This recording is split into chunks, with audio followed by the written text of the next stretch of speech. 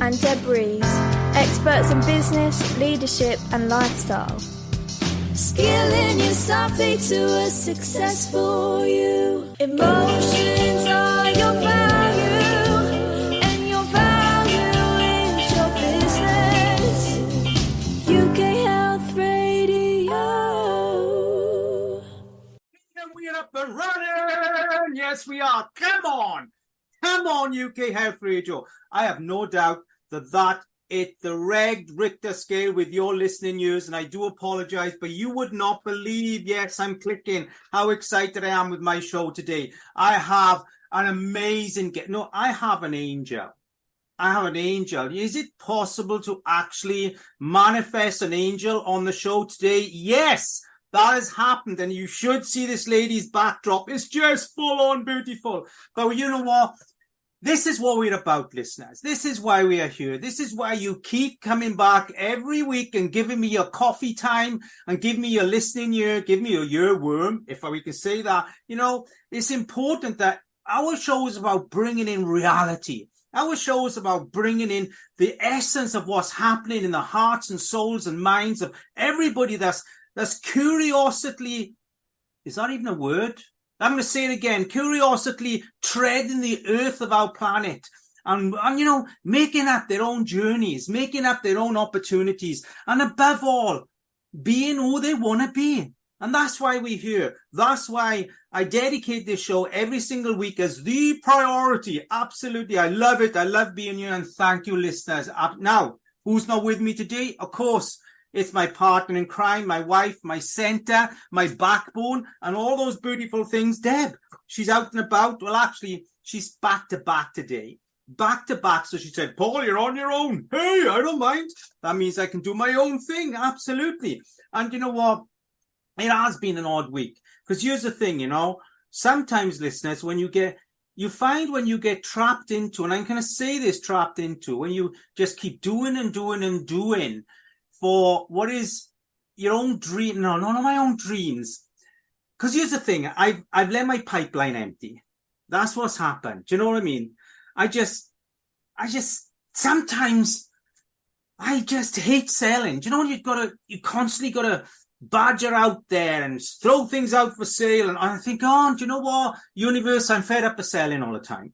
I'm fed up of having to just think of new products and things, you know, and I just said, I'm having a month off. And darn it, listeners, I'm paying for that now because my pipeline is dry. And I don't care. It's dry. Absolutely. And you know what? Let the bank manager come knocking on my door. Actually, we don't see bank managers anymore. How crazy is that? I remember when I lived in my first home on my own, when I was 22, I always was in the overdraft because we got paid by cash in those days, listeners. So I'd have my cash, my pay, and then I would go straight to the pub after work. Then that would be the first bit gone. And then I would go to the pub again the next day. Then eventually it's like, oh, wait, where's your mortgage money, Paul? Where's your... I would just go. Do you know what I mean? Thought I grew out of it. But here it is. Here it is, listeners. I'm just having to now do overtime and get that pipeline back. I'm running it. But it's okay. It's okay. These things happen. It happens in business. It's called taking your eye off the ball and relaxing. But years ago, I want to come back into the show here. You know what? We have a show today that is pure to the reality of how we individually think in life, you know, and having these shows that really do get you thinking, get you seeing, get you understanding is something that's a priority for us. And as I say, we worked hard to get this lady on here, not because she couldn't come on here, but because, you know, she's ferociously busy in changing and saving and aligning and helping and above all, growing and understanding to people's purpose here in life. And I want to bring this lady in because, you know what, we can have an amazing opportunity to experience her mind, experience all that she's doing, the hard work that she's doing from what is probably the most extreme experience that any parent, any friend, any relative, any sibling could experience in a lifetime. So here we go. Let me bring in this beautiful lady. You just bring it in. We're going to give a massive round of applause. Let me get in it. So it's the amazing, the wonderful Jenetta Barry. When you can, girl, when you can. Thank you for coming on our show today. Oh, thank you so much, Paul. What an introduction. And it's an honor and a pleasure to be with you and all your listeners. Oh, do you know what? Tell me your accent. I'm not good at accents. Where is that from, girl? Yes, mine is a very confusing accent, but it's actually from East Africa, from Kenya. Wow. It's the Kenyan accent, colonial accent. And mixed in with that, so are you UK based now? I am from time to time. I've been in UK for some years, but we also have a most wonderful place here out in Kenya. Wow. We're in the Great Rift Valley, and although I'm in my studio now, if I take 10 paces to my right, I have the most beautiful view of Lake Naivasha filled with hippo and a semi-extinct volcano. How's that? Wow, girl. I mean, it is. That's fantastic. And jumping, hopping from country to country also. Well done to you, but use the purpose, First of all, thank you for what it is you do. And we're going to talk about, in the intro, I talked about the most extreme experience that a parent, sibling, friend, anybody can experience. And that is the loss of someone we love through what is if I say it this way, a successful suicide attempt. Yeah. Let's touch on that. Let's dive in there first. All right. Yeah, I'm the mother of 4, and Jenny, my third child of 4, my first daughter. So I had 2 sons and then 2 daughters. She came to me at the age of 14 and basically dropped a bombshell in our lives. She'd always been my most difficult child, always a squirmy baby. And she just said, "Mum, I've reached puberty and I feel very suicidal." And in actual fact, I've felt it all my life, but the volume's gone up at the age of 14. And I tried to choke myself in front of the mirror when I was 7. And it blew me sideways. I knew she was going to be a very, very difficult teenager, but I had no idea it was to those depths. Yeah. And we traveled a long 2-year journey with Jen. And things just didn't gel. We had her at one stage in rehab on 24-hour surveillance because she tried so many times to end her life. She was very serious about it. And one of the things that comes with somebody who's really that serious, because they often feel really disempowered, they use the suicide threat as a tool to feel as though they're in control. Yeah. So we were treading around Jenny. She was Jenny Barry. We were treading around her on eggshells because we knew how serious she was. But it got to a point 2 weeks after her 16th birthday where she was breaking every safekeeping house rule that had to be there.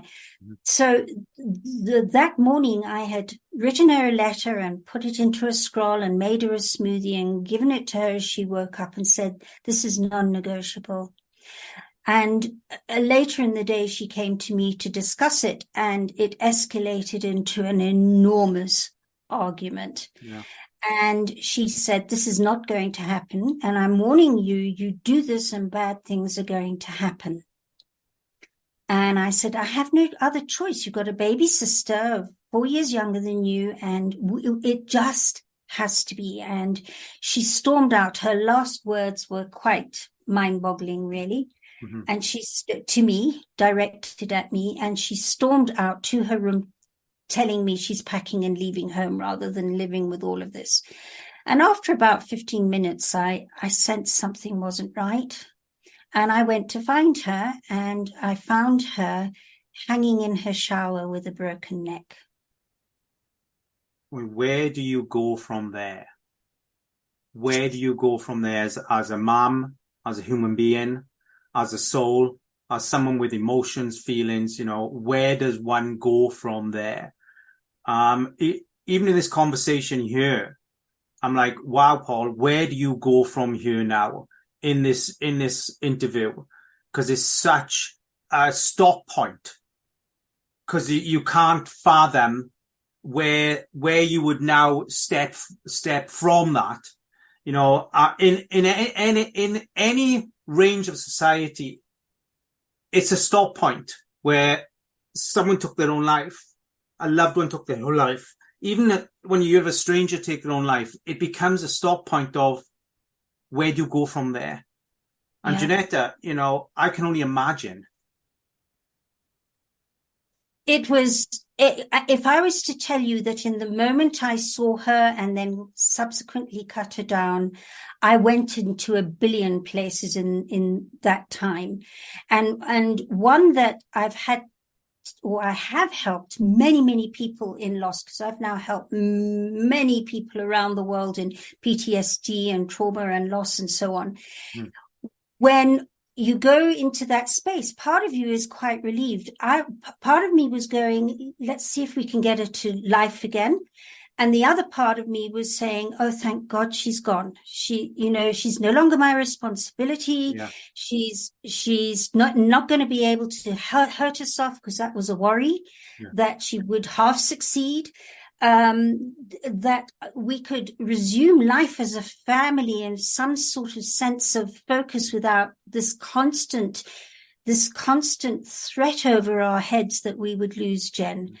And a lot of those first few hours, days, whatever they are, can really develop into quite complicated grief, because what mother who loves her child would say, wow, I'm so relieved. Yeah. And yet I've seen it again and again. I've worked with people in terrorist attacks. It's a natural part of the shock and dealing with what you're dealing with. And it's very normal. And that's the first thing to say. That's where I had to go with that. Yeah. It's crazy because, these overwhelming emotions of guilt, anxiety, relief, celebration. How do you put those four emotions together? I mean, it's oil and water. They're all fluid, but they just don't mix. That is, and we are not designed to have to deal with, an early exit of any human being. We're not designed that way. We're designed to experience the longevity of someone passing organically. But I want to, if I can, flip this, because what we have here, Jenetta, of course, is World Jenny's Day. We now have World Jenny's Day, which, if I'm right in thinking, has been recognized by the Prime Minister here in our country. Yes, it has. One of our fundraisers, we've got a big fundraiser here in Kenya next month, where we're cycling from the base of Kilimanjaro through Tsavo West, Tsavo East, and to the north coast of Kenya. And he is her MP. And she is doing the cycle race to raise funds, and she approached him. Wow. She's got an incredible story as well. And he was very touched with her story and Jenny's story. And he wrote a letter to her saying, I'm so behind this cause and this charity. Wow. It's just fantastic to have that recognition, which again is rewarding to all the hard work here. But I want to come back in here, because here's the thing: you've been to your life university, for sure, and you've got your cap and gown now in the studies. Let me just knock this out. Someone's trying to. We've got our cap and gown now in what are your life studies, and I'm going to say in this niche understanding of how you manage emotion as a human being with the extreme experience of suicide. Now, that's not something you can just buy in a bottle and drink and think, there it goes, I've done. I mean, the layering that's involved with this kind of maturity, emotional maturity is extreme. Now this is turned into, for yourself, you have put this into, of course, World Jenny's Day, and of course the Epiphany Process, which I've looked at, is amazing. We're going to talk about that in a second, but I want to just come back to the word and the curiosity of suicide. Now, I just put the word curiosity there, which is pretty extreme, but we are human beings that do have extreme thoughts. I'm a suicide survivor 3 times. So that tells me I was curious, but all I was curious. Now it could have been a shout for help. It could have been a pity me. I'm going to say it this way because I can talk about myself in this way, but it was definitely, I stood there on the ladder with a noose around my neck and I sobbed and sobbed and sobbed, but I didn't go that bit further as much as I tried and wanted. So that was a pity me. The other times were a stomach pump, because I'd taken tablets. Again, it didn't, obviously I'm still here, but let's look at this in layers and say, well, is there a huge, thought of curiosity to it? Are there people, people like myself are suicide survivors? Is it curiosity that did that for me? Was it just pushing to see how far I could go, but knowing I wasn't going to? Putting that stress on my parents. Was there a cry for help there? And also want to go back to our conversation before we come on air, which was I lived in a town where suddenly became fashionable, where people were taking their own lives. There was a big thing about it, and almost as when someone did take their own life within this, what was like a kind of community of youngsters doing it, they were getting kudos on social media for it. Yeah. So there's so many shapes to it, you think? There are, and yet when you can peel away the over rationalization and the over emotional attachment to it, it becomes very clear as to how to handle that. And that's the journey I had to take, because I was mindlessly crossing a road one day about 9 months after Jenny died. And I nearly got hit by a car and got halfway across, and part of me wished I had been hit by cars. And then suddenly this reasoning came in, which was, you've forgotten you have choice. You've forgotten you've had choice.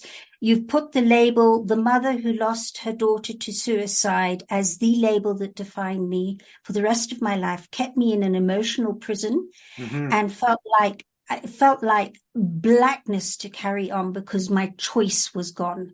Yeah. And I carried on mindlessly across that road, stepped onto the pavement, and realized I'd had a crossing over moment. Wow. I call it my crossing over moment, because of course many connotations. I didn't cross over into another realm, and I crossed over the road, and I crossed over in my thinking and feeling.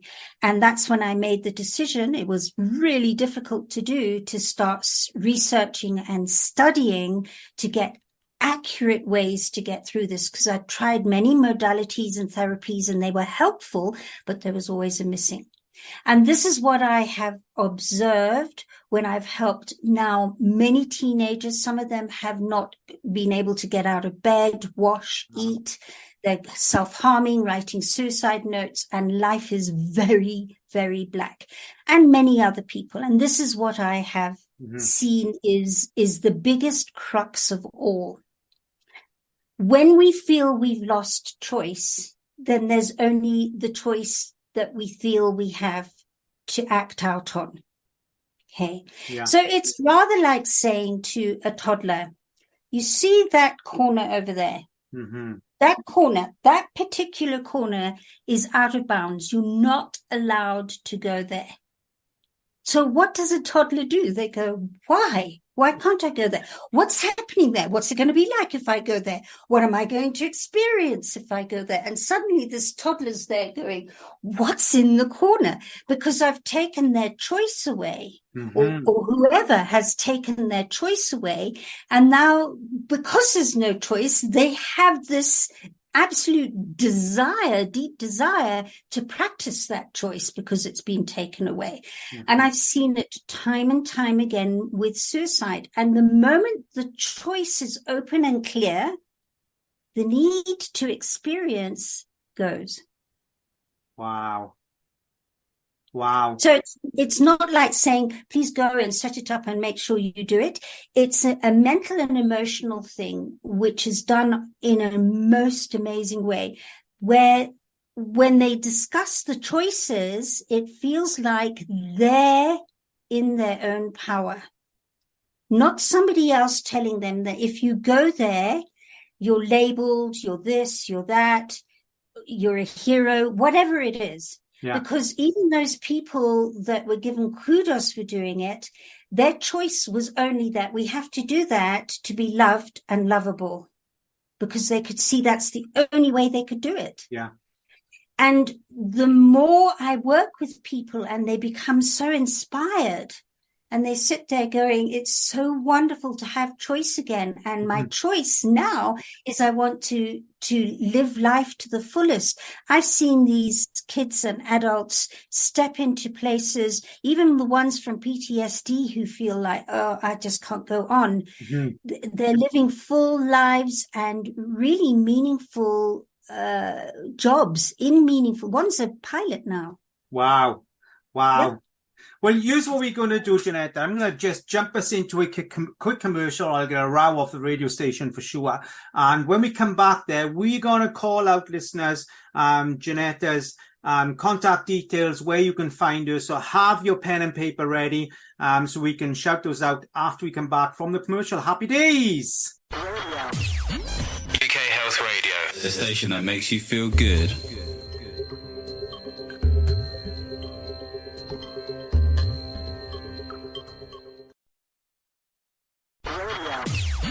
UK Health Radio, the station that makes you feel good.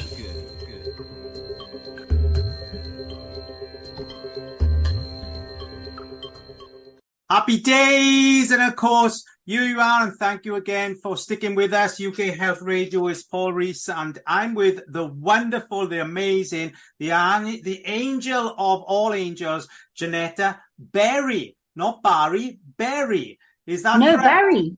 Barry. Barry. Oh, Barry. You see, we got a ton of accents going on here between myself and you, and it's all over the place. But yeah, so Jenetta Barry, absolutely. Now, Jenetta, how do we get hold of you, love? Where do we find you? What's your email, Facebook? Do you have it there? Can you shout it out?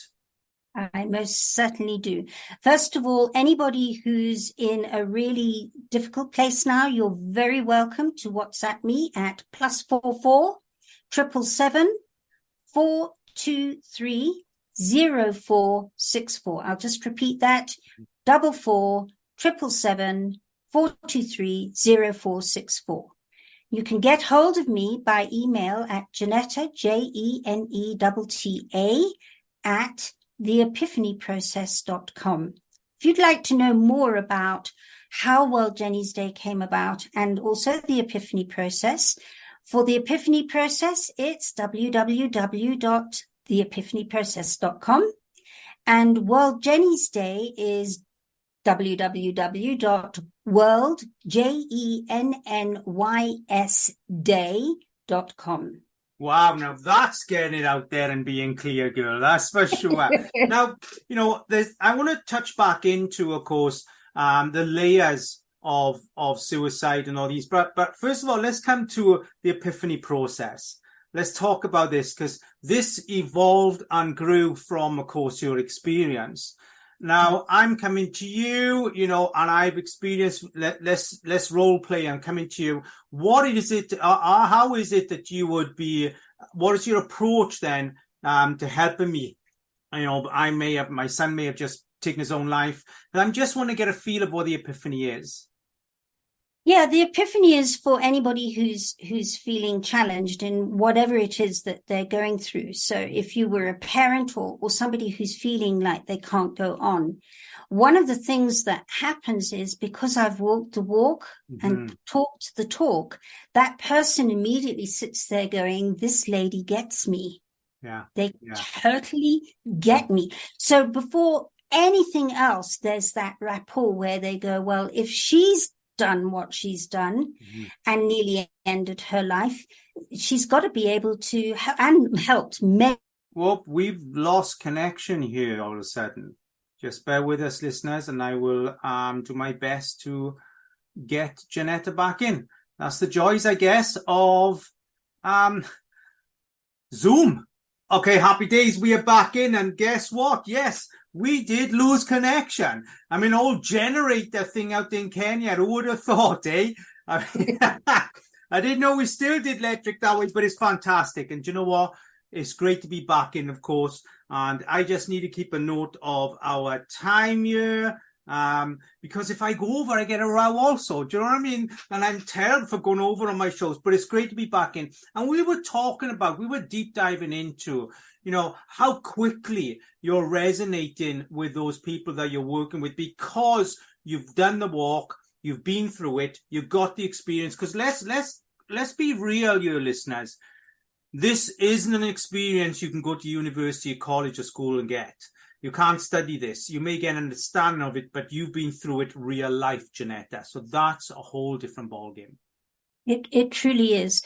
And that's where being able to step into the next part, which is for them to understand that I'm not their guru and their strength and their fixer. Because wanting to be fixed basically means that you're affirming that you haven't got the skills and tools to do it for yourself, and you have to rely on somebody else, which makes you lose your power. So what I immediately start doing is using the process with them, on them, as at the same time they learn the process. And the most wonderful thing about the Epiphany process is that it addresses things on a consciousness, but it also starts a heart-opening process where unconscious consciousness starts understanding that bigger picture. Okay. And so often between sessions, they'll either phone me or on the next session say, I've had so many epiphany moments in these last few days, and I feel already liberated and free after one session. Yeah. So what we do in 4 sessions can take weeks, months, years in conventional therapy. Yeah. And so within next to no time, they're starting to speak differently, respond differently, feel differently, logicalize differently, so that they're not stuck into a one-sided perception conversation. And suddenly they're speaking a bigger picture that helps them to see that what they were seeing was just the darkness, and what they were feeling was just the darkness, but not on just a cerebral level. Every part of their body starts understanding that. And then these amazing conversations come out their mouths. They come to me and say, I had a conversation with great Uncle Johnny, who I hate. Yeah. And I've said 2 words to. And now all these words of wisdom come out my mouth. I'm no longer distracted by over rationalizing or feeling over emotional. I'm very clear, certain, and specific, and my heart feels so open. Do you think, Jenetta, that, you know, I guess I'll put it this way, that the suicide urge or suicide ability or suicide thoughts, you know, we're not born with that biologically in us. Let me just, I could be wrong here, but I'm just opening up this conversation. You know, how much of perhaps the first 10, 15 years of our life is the foundation or the driver to suicide? Because we all know, you know, the first, we could say 10 years, 15 years of our life somewhere molds the rest of our life. How much of that do you find with your clients is a portion or all to do with, you know, what's bringing forward the extremity of, you know, of the thoughts of suicide? Do you feel that has an influence.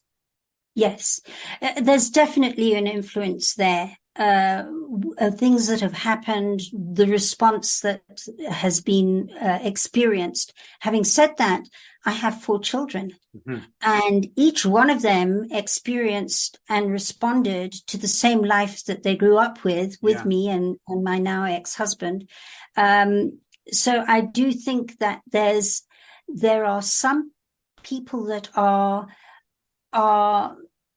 what's the word I want? More sensitive to how things are around them. Often they're very intuitive people, because they can sense what people are thinking and saying and feeling. I mean, Jennifer's perception of people when she wasn't in neurosis. Jenny, I'd say to her, where did you get that insight from? And she was like 8, 9 years old. She said, I just know it. Wow. So there is a certain type of personality that's more prone to it. But having said that, as we discussed earlier, I do believe all of us at some time or in our lives wonder what the frick we're doing on this planet. What's the purpose? And it's just that we're missing skills and tools to deal with those times. And there's nothing wrong with anybody. Wow. Let me touch into something then that probably is that's not finger pointing you, but let's look at digital technology. Let's look at social media. And I remember my eldest daughter telling me once, I asked her, what's your biggest fear in life? And she said, Dad, there's someone of my era is going to run a country at some point. I grew up on a mobile phone. She said, as much as I love you, Dad, my sense of humor, my worth, how much I like me has come from my mobile phone. As much as you've been an influence, my mobile phone has been more. And she said, that worries me. If we look at the pressures, because I'm 55, I didn't have that pressure in my childhood. And that you hear of someone taking their life was just not heard of. When we think about the pressure that's put on us through social media, do you feel this is adding to the extremity of, can I be here anymore? Am I liked enough? Do you feel that is influencing and pushing people's approach to the thoughts of suicide? I think it is a factor that it can be a motivating factor, because essentially as human beings, we all want to be loved and we all want to be lovable. That's the crux of it. So if we start focusing on one facet of life that appears, there's a perception that facet is going to give us that love and lovability, then we'll do anything to make sure that we're loved and lovable through that facet. And when that feels like the truth, we can't get out of that. But what's so wonderful, and I've worked with many people on the social media stuff, my most wonderful one, and she's done videos with me. She had an eating disorder. She wanted to end her life. And every single word that was responded to her posts on social media cut it to the quick or brought it to an all-time high. That was her life. And then bulimia was the way she controlled everything.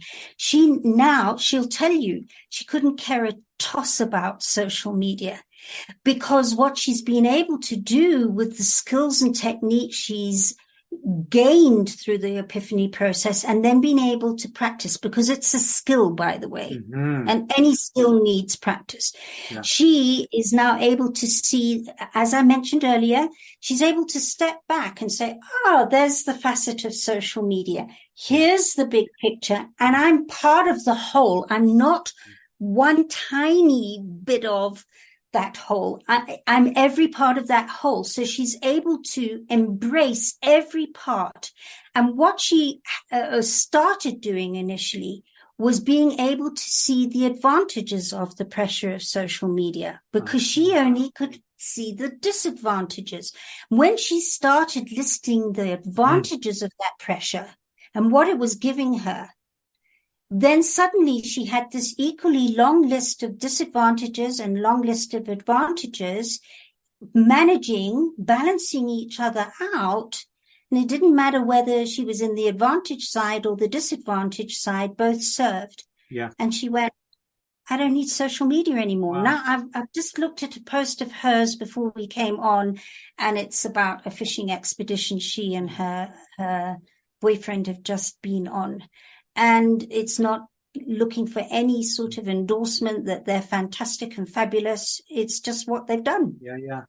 And she's hardly on. It is, we are in a new world of thinking because of digital technology, mobile phones, AI, and everything else that comes with it that effectively, is penetrating the organic part of us. And, that story you shared there with the lady on social media, sadly, I'm going to say that's pretty common, in everybody's life.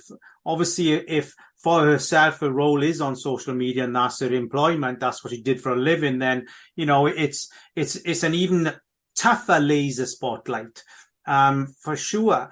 And, I think that we really, as human beings, we're looking for a deeper level of endurance, or a deeper level of an immune system, an emotional immune system that can accommodate and cope with, the onslaught.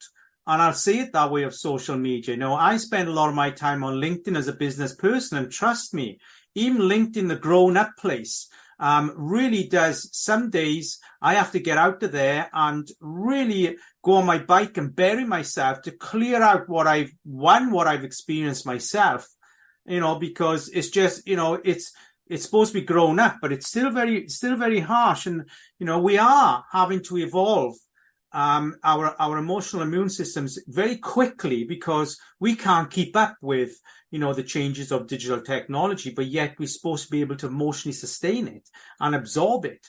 It's not easy. And do you feel, I'm going to say this before we go into our second commercial, do you feel that the thought of suicide is increasing because of what we're having to, emotionally absorb day to day from our handhelds and our laptops? And, I'm not saying any of it is wrong, but we're talking about our emotional immune system here.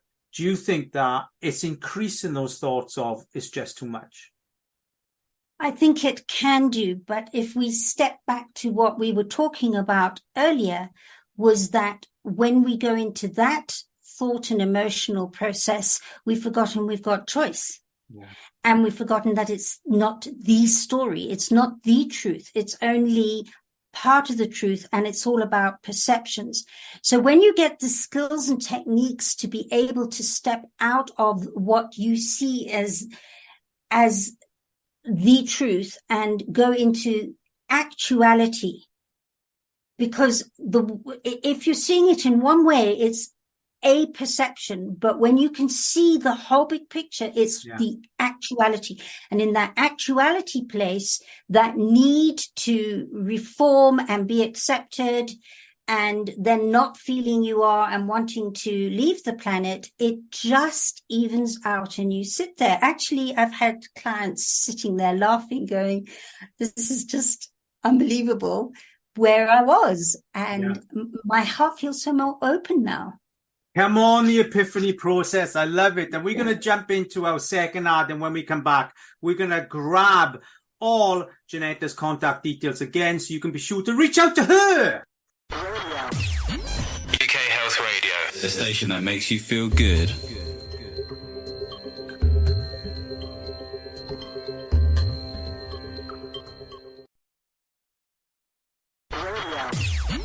UK Health Radio, the station that makes you feel good.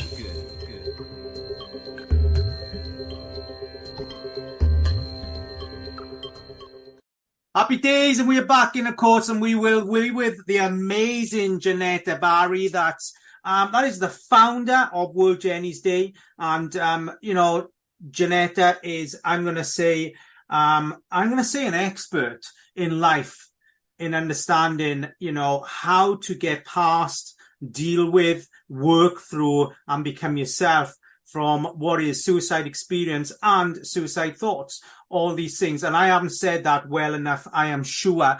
But coming back in, so here we are. So we've spoke about the epiphany process.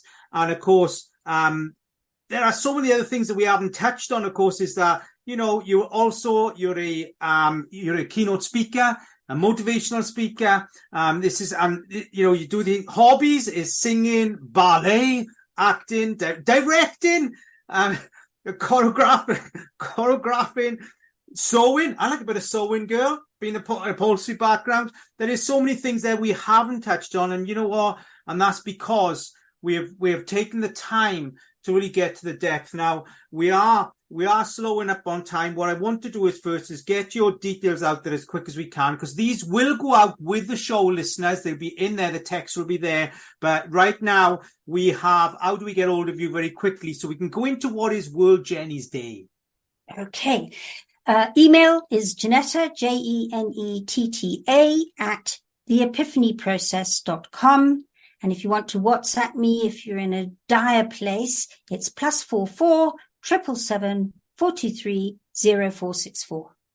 Happy days. And can we find you on Facebook, LinkedIn? Are you anywhere around these places also? Yes, I'm in all those places. LinkedIn, Facebook, Instagram, Twitter. You can get me in all of those. And in fact, there are pages there for World Jenny's Day and Jenetta Barry and the Epiphany Process. Well, there's my personal page in Facebook. So Facebook, there's 3 areas. Perfect. They will look out for those. Let's come to World Jenny's Day and, you know, the purpose of this. So Tell us about World Jenny's Day. Well, World Jenny's Day was some time in the making, because just after Jenny died, we realized she had died on World Mental Health Day, the 10th of October. How's that? Wow. And let me tell you, I've written a book called Full Circle Rainbow, full of those synchronicities about Jenny, but that's another time. And I knew something would have its time to bring that to light. And I thought it would be a talk every 10th of October. But in 2020, as lockdown happened, I had a media person who said, what day can we connect to Jenny? And I went, well, this day. She went, oh my gosh, that's Jenny's Day on World Mental Health Day. And I went, that's true. So the first year we did something through Zoom, actually, over 5 hours. And it was unbelievably insightful. We had a lot of people coming in and asking questions. Wow. And the next year we found that it had grown exponentially. And it became World Jenny's Day on World Mental Health Day. Wow. And we worked on 2 platforms there, on StreamYard and on Clubhouse. And we had a 24-hour marathon on Clubhouse. Wow. Because what I have noticed is we are creatures of creation, created by the Creator. And when we're in our creative space, it puts us most in touch and in tune and aligned with creation. And suddenly we're very clear and balanced, and our heart is open in our place of creativity, or watching or listening to our place of creativity. So the Clubhouse side on the audio app was 24 hours of performers all around the world for 24 hours. It was a phenomenal success. Wow. Last year, USA Global TV took the torch, and we did 16 hours on USA Global TV with all types of performances around the world as we celebrated mental health wellness. Wow. And people were coming in saying, this is so refreshing from not sitting talking about broken people and how to fix them.